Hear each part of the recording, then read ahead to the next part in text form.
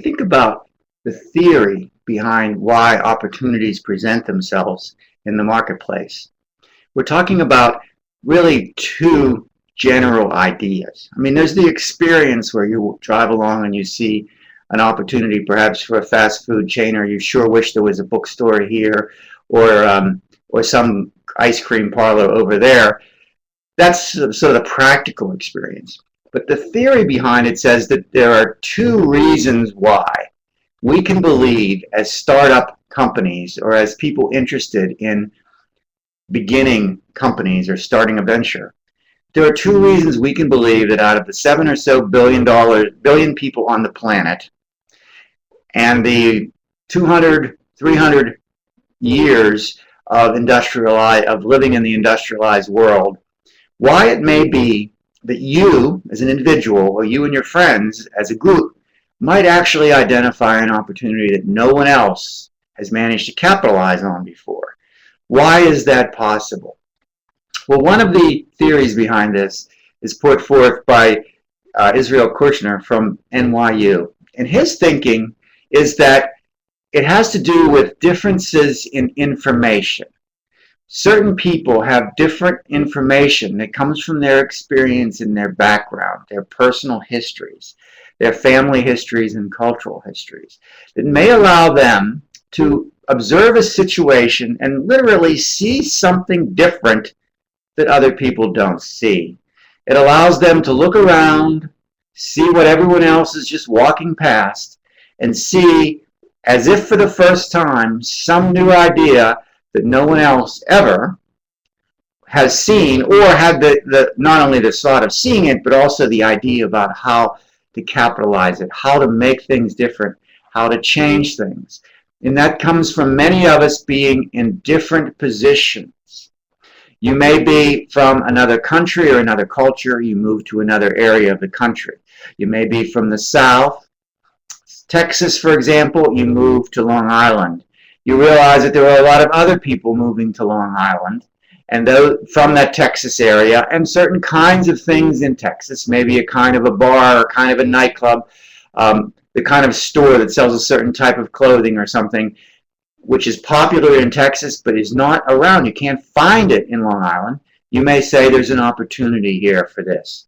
Or you may be thinking about a technology that you've used in a different way and be talking to a group of people, maybe a different generation, older folks, visiting perhaps a nursing home or a assisted living home, visiting your grandparents, and you realize that some of the technologies that are very common to you as a kid, as a young person, is totally foreign to them, and yet there might be, in your mind, you may see some opportunities where you can talk to your grandparents via the video or whatever in social media, and you could bring some kind of an application to them. It comes from your experience of having people that are in an assisted living kind of a situation, your grandparents, and knowing about a certain aspect of technology, knowing about a new app that came out, for example, that would allow you to interact better with them. So the idea of this theory is that each of us, individually, has a unique set of experiences. So one of the things to think about when you think about finding business opportunities is to look into yourself and say, what is unique about my background, my experience, my history, that might allow me to see something that others don't see? Now, normally, particularly at a young age, we're more worried about what makes us the same as other people.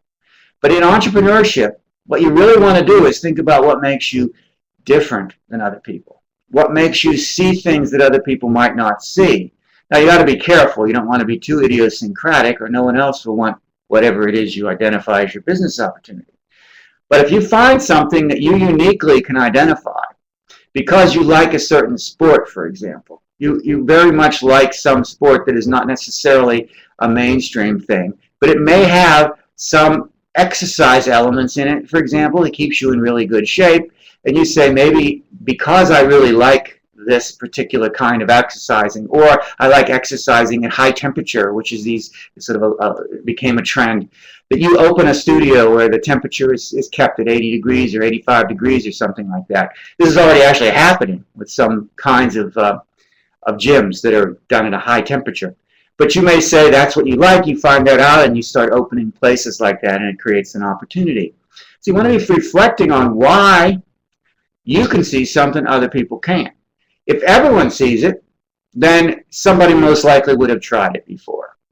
So when you see a business opportunity and you think it might be a good idea, if you're not coming from a place that's relatively unique, then certainly that person over there walking down the street thought of this too, or somebody else did yesterday or last week or 5 years ago, and most likely someone tried it and there's some reason that it wouldn't work. But if you're coming from a new position, a new perspective, you have a different background, maybe there's a kind of food that you eat at home that isn't available in restaurants. That's a unique experience that you say, okay, maybe, just maybe, that uniqueness is something someone else didn't see, and there may be a big market for that. That's the sort of idea that we're getting at when we talk, when we look at this particular perspective on where opportunities come from.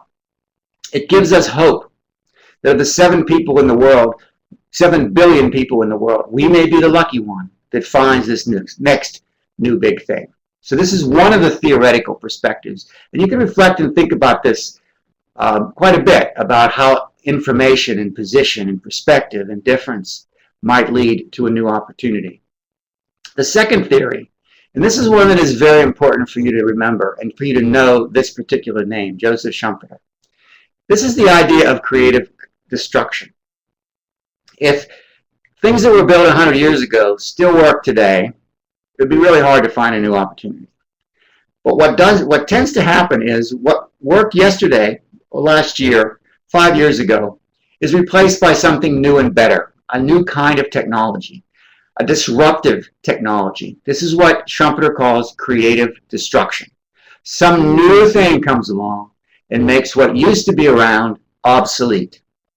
The internet comes along and it makes email to some degree, replaces the traditional phone, the traditional mail lines, except for all the junk mail we tend to get. Something comes along and wipes out junk mail, email, instant messaging and chat and texting, right? Something else will come along and erase them. Once the playing field is leveled, people that used to have an advantage, the incumbent businesses that used to have an advantage, like the U.S. Mail Service or whatever, all of a sudden no longer has an advantage. In fact, as we'll talk about in some later lectures, they actually have a disadvantage because they're trying to protect their current position, right? They're trying to keep that going and move forward. So here, the Schumpeter idea is things come along and they level the playing field. They destroy the prior regime.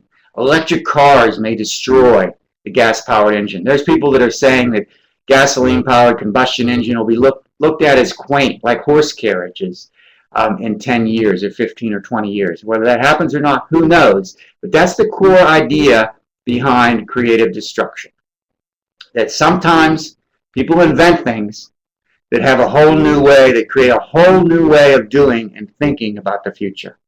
And those are the sorts of things that we try to find opportunities, because when the playing field is level, we can dive in, and if we're smart and nimble and fast and sharp and we bring the right team and the right resources together, we have just as much chance of building the next framework, the next dominant logic, use some of the terms in the art here, as anybody else. Somebody else may beat us, but at least it's a fair fight. And that's what creative destruction creates for us. In the next discussion here, we'll start talking about where some of these opportunities come from. But don't forget, I want you to keep in mind these 2 different kinds of theoretical frameworks, and in particular, the one name that I want you to remember is Joseph Schumpeter and the idea of creative destruction.